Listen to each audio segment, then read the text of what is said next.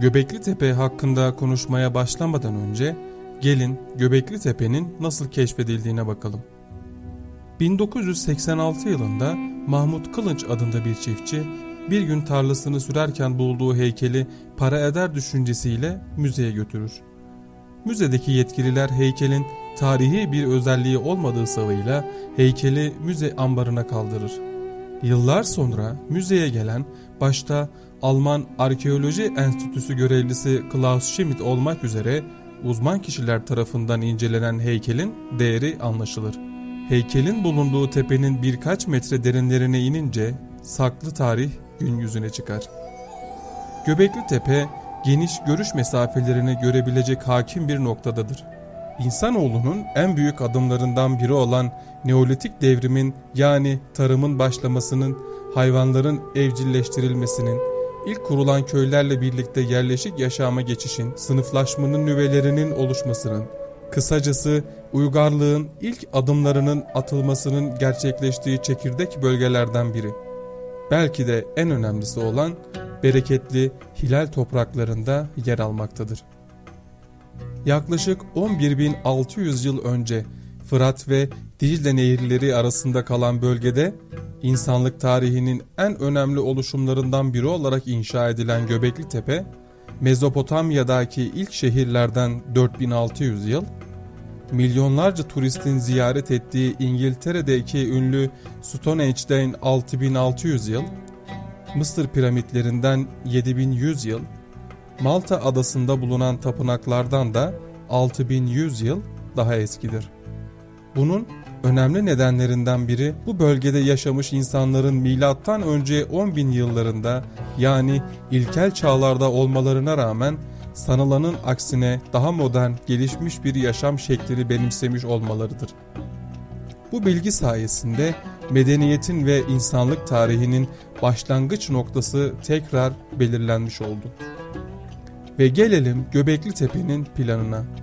Göbekli Tepe üzerinde yapılan jeomanyetik ve georadar taramalarda çapları 20 ile 30 metreye varan daire biçimli 20 adet tapınma amaçlı kullanılan alan tespit edilmiş, ancak bunlardan yalnızca 6 yapı bugüne kadar ortaya çıkarılabilmiştir. Duvarlarının kalınlığı 1.4 metre olan 12 metre boyundaki T biçimindeki sütunlar ile çevrilmiş bu tapınakların merkezinde 2 T biçiminde sütun karşılıklı olarak yer alır. Arkeologlar boyları 3 ile 6 metre arasında değişen bu T biçimindeki sütunların stilize edilmiş insan tasvirleri olduğunu düşünmektedirler. Bunun sebebi T biçimindeki sütunlarda görülen kol ve el tasvirleridir. Ayrıca bu sütunlar üzerine işlenmiş hayvan tasvirleri ve soyut semboller bulunmaktadır. Göbekli Tepe yerleşim yerinden öte bir tapınak merkezidir. Bulunan mimari yapılar günlük yaşama yönelik değil, aksine hac gibi özel amaçlar için yapılmış kült yapılardır. 12.000 yıllık bir ibadet merkezi olan Göbekli Tepe, insanların yerleşik hayata geçmeden önce din kurumunun oluştuğunu gözler önüne serdi. Göbekli Tepe'nin keşfine kadar yapılan tüm araştırmalar, insanların yerleşik hayata geçtikten sonra din kurumunun oluştuğunu gösteriyordu. Ancak keşiften sonra din kurumu yerleşik hayattan yaklaşık 2000 sene önce oluştuğu ortaya çıktı. Kazılarda ortaya çıkan şeyler ilginçti. Dairesel veya eliptik olarak hizalanmış 12 monolitik sütun ve bunların ortasında duran onlardan daha yüksek 5,5 metre yükseklikte karşılıklı 2 ayrı sütun. Sütunların hepsi de T şeklindeydi. Üstelik bu yapılar höyük boyunca kendini tekrarlıyordu. T şeklindeki sütunlar diğerleri gibi tek parçadan yapılmıştı ve ağırlıkları 16 ton civarındaydı. Taş devri insanları diye küçümsenen insanlar 5,5 metre yüksekliğinde ve 16 ton ağırlığındaki bu devasa yapıları nasıl yapmışlar ve buraya kadar taşımışlardı. Üstelik sütunların üzerine insan eli ve kolu nakşedilmişti.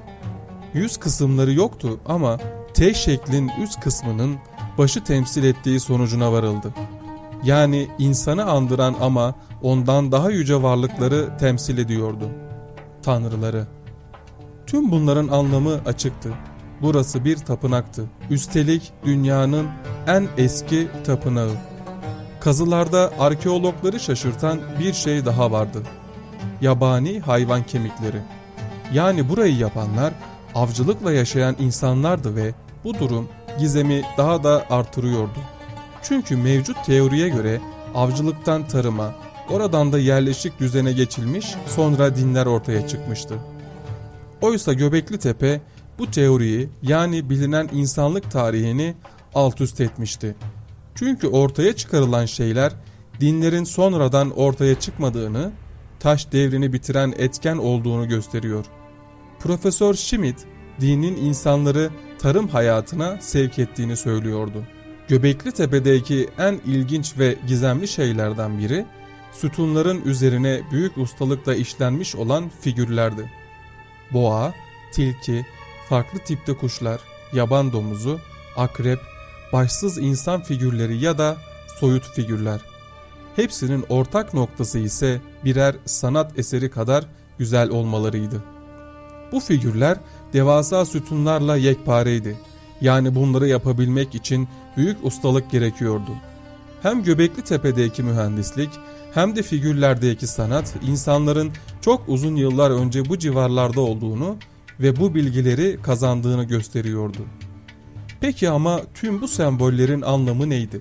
İnsanı stilize eden ve üzerinde figürler olan daire şeklinde dizilmiş T sütunlar, bunların ortasında ve onlardan daha büyük 2 T sütun daha. Üstelik böyle en az 20 tapınak vardı.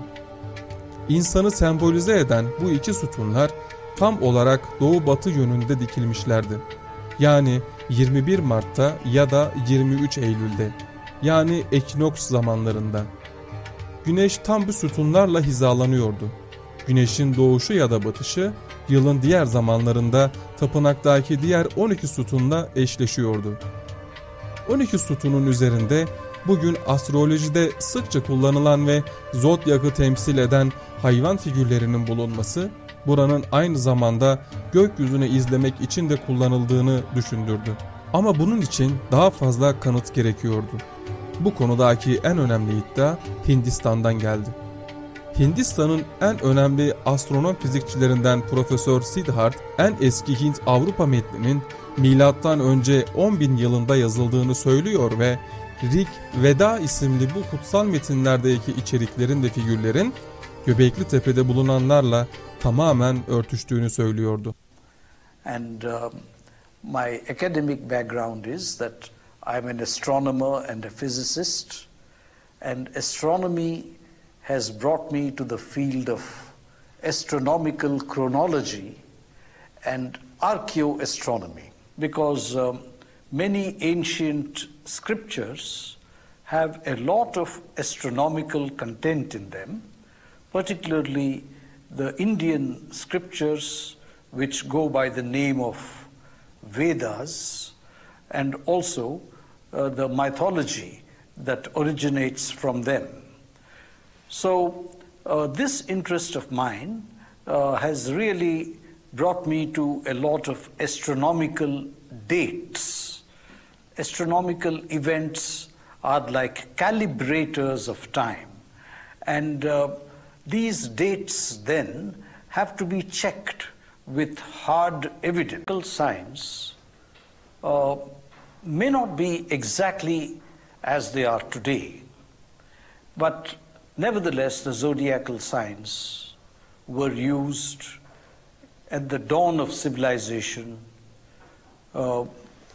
which is described in the Vedas, the dawn of agriculture, because these were needed for the calendar, the 12 months of the year, the 12 Adityas as they are also called, the 12 pillars as they have been described in later mythology. These are very, very old indeed. Profesör Siddharth, sütunlardaki figürlerin büyük kısmının gökyüzündeki olaylar ya da gök cisimleriyle bağlantılı olduğunu ve bunun Rig Veda'da anlatıldığını örneklerle açıklıyordu. Mesela güneş taşıyan kuş figürünün Rig Veda'daki hikayesinden tilki ile sembolize edilen aya kadar. Tapınaktaki 12 sütun bir yıldaki 12 ayı temsil ediyor. Sütunlar üzerindeki figürler ise hangi ayda olunduğunu gökyüzündeki sembollerle ilişkilendiriyordu. Eski Türklerin 12 hayvanlı Türk takvimi buradan gelmiş olabilir mi? Peki ya 12 sayısının pek çok dindeki ve inanıştaki önemi? Sütunlardaki hilal şeklindeki ay ve önündeki güneş ise güneş tutulmasını temsil ediyordu. Bu sembol yine Rig Veda başta olmak üzere sonraki yıllarda pek çok medeniyetin farklı eserlerinde, hikayelerinde yer almıştı. Hatta günümüzdeki bazı bayraklarda bile. Şimdiye kadar resmin taşa kazındığı en eski yer Göbekli Tepe'dir. Bu da bölge üzerindeki rivayet bulutunun daha gizemli bir hal almasına neden oluyor. Öyle ki İncil'in yaratılış bölümünde Adem ve Havva'nın yasak elmayı yediği cennet bahçesinin Asur'un batısında yer aldığı yazar.